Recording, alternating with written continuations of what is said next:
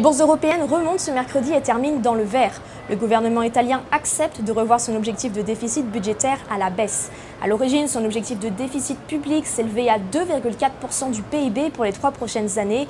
L'Italie propose désormais de le réduire graduellement en passant à 2,2% du PIB pour 2020, puis 2% pour 2021. Au final, le gouvernement italien a donc écouté les avertissements des autorités européennes. Au début, pourtant, il indiquait qu'il ne céderait pas. Une flexibilité inattendue donc qui rassure les investisseurs ce mercredi. Allez, on regarde les marchés européens d'un peu plus près maintenant.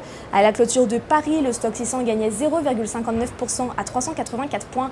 À Londres, le FTSE gagnait 0,49% à 7511 points.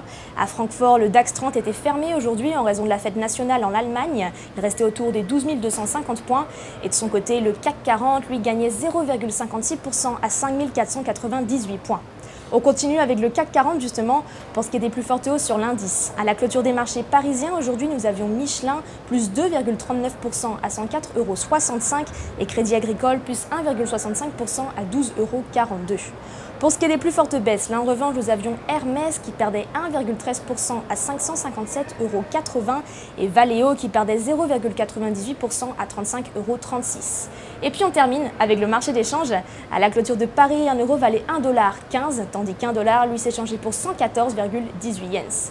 À la bourse de New York, on est mercredi après-midi. C'était Marie Gintric pour Training Central. Je vous souhaite une très belle fin de journée et à demain.